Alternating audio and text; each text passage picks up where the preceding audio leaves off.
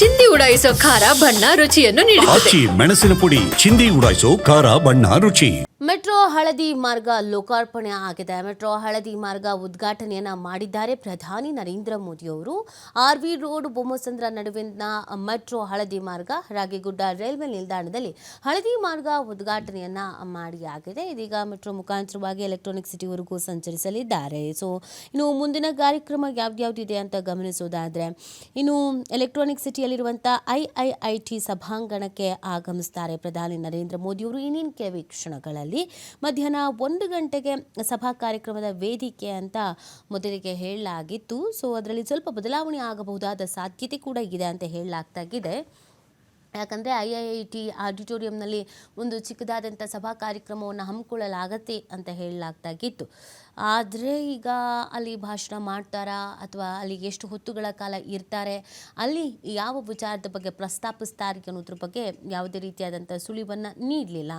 ಮಧ್ಯಾಹ್ನ 1:25ಕ್ಕೆ RV ರಸ್ತೆಯಿಂದ ಬೊಮ್ಮಸಂದ್ರದವರೆಗಿನ ಹಳದಿ ಮಾರ್ಗ ಉದ್ಘಾಟನೆ ಮತ್ತು ಮೆಟ್ರೋ 3ನೇ ಹಂತದ ಕಾಮಗಾರಿ ಇದೆಲ್ಲ ಶಂಕುಸ್ಥಾಪನೆ ಎಲ್ಲವೂ ಕೂಡ ಆಗೋಗುತ್ತೆ.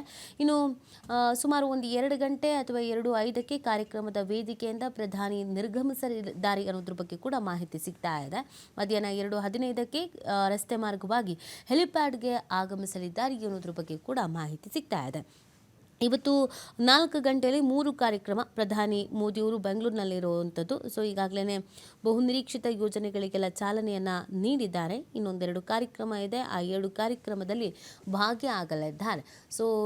ಪ್ರಧಾನಿ ನರೇಂದ್ರ ಮೋದಿಯವರು ಇವತ್ತು ಬಹಳ ಆಕಾಂಕ್ಷೆಯ ಯೋಜನೆಗಳಿಗೆ ಚಾಲನೆಯನ್ನು ಈ ಮುಖಾಂತರವಾಗಿ ನೀಡಿರುವಂಥದ್ದು.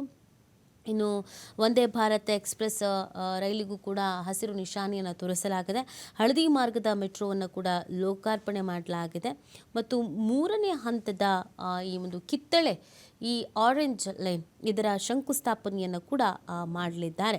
ಹಳದಿ ಮಾರ್ಗದ ಮೆಟ್ರೋ ಲೋಕಾರ್ಪಣೆಯ ನಂತರದ ನಾವು ಯಾವೆಲ್ಲ ಕಾರ್ಯಕ್ರಮಗಳಿಗಿದೆ, ಏನೆಲ್ಲ ಕಾರ್ಯಕ್ರಮಗಳನ್ನು ಆಯೋಜನೆ ಮಾಡಲಾಗಿದೆ ಅನ್ನೋದನ್ನು ಏನು ನಿರೀಕ್ಷಿಸ್ತಾ ಇದ್ವಿ ಅದು ಇದೀಗ ಪ್ರಾರಂಭ ಆಗಿದೆ. 2 ಕಾರ್ಯಕ್ರಮಗಳನ್ನು ಉದ್ಘಾಟನೆಯೂ ಕೂಡ ಮಾಡಲಾಗಿದೆ. ಇಲ್ಲಿಂದ ಅವರು ಆಡಿಟೋರಿಯಂಗೆ ತೆರಳ್ತಾ ಇದ್ದಾರೆ. ಅಲ್ಲಿ ಸಭಾ ಕಾರ್ಯಕ್ರಮ ಆಗಿದೆ. ಆ ಕಾರ್ಯಕ್ರಮದಲ್ಲಿ ಏನು ಮಾತಾಡ್ತಾರೆ, ಎಷ್ಟು ಹೊತ್ತುಗಳ ಕಾಲ ಅಲ್ಲಿ ಇರ್ತಾರೆ ಅನ್ನೋದು ಕೂಡ ಇಂಪಾರ್ಟೆಂಟ್ ಆಗುತ್ತೆ.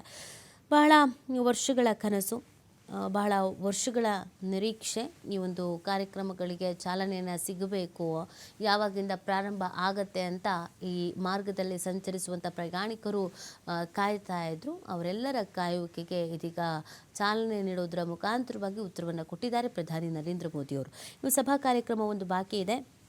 ಈ ಸಭಾ ಕಾರ್ಯಕ್ರಮದಲ್ಲಿ ಏನು ಮಾತಾಡ್ತಾರೆ, ಯಾವ ವಿಚಾರವನ್ನು ಉದ್ದೇಶಿಸಿ ಮಾತಾಡ್ತಾರೆ, ಕಾರ್ಯಕ್ರಮಗಳ ಆಯೋಜನೆ ಮತ್ತು ಈ ಕಾರ್ಯಕ್ರಮದ ಯಶಸ್ವಿ ಈ ವಿಚಾರಗಳ ಬಗ್ಗೆ ಮಾತಾಡ್ತಾರೋ ಅಥವಾ ಕಾಂಗ್ರೆಸ್ಗೆ ಏನಾದರೂ ಕೌಂಟರ್ ಕೊಡ್ತಾರೋ, ಕಾಂಗ್ರೆಸ್ಗೆ ಏನಾದರೂ ಕೌಂಟರ್ ಡೈಲಾಗನ್ನು ಹೇಳಬಹುದಾ, ಈ ಪ್ರಶ್ನೆಗಳು ಇದೆ. ಇನ್ನು ಕಾರ್ಯಕ್ರಮದಲ್ಲಿ ಯಾವುದೇ ರೀತಿಯಾದಂಥ ಸಮಸ್ಯೆಗಳ ಆಗಬಾರದು ಅನ್ನುವಂಥ ನಿಟ್ಟಿನಲ್ಲಿ ಬಹಳ ಅಚ್ಚುಕಟ್ಟಾಗಿ ಕಾರ್ಯಕ್ರಮವನ್ನು ಅರೇಂಜ್ ಮಾಡಲಾಗಿತ್ತು. ಇದಾದ ನಂತರ ಎಲ್ಲ ಕಾರ್ಯಕ್ರಮಗಳು ಮುಗಿದ ನಂತರ ಇವತ್ತೇ ವಾಪಸ್ ತೆರಳಲಿದ್ದಾರೆ ಪ್ರಧಾನಿ ನರೇಂದ್ರ ಮೋದಿಯವರು.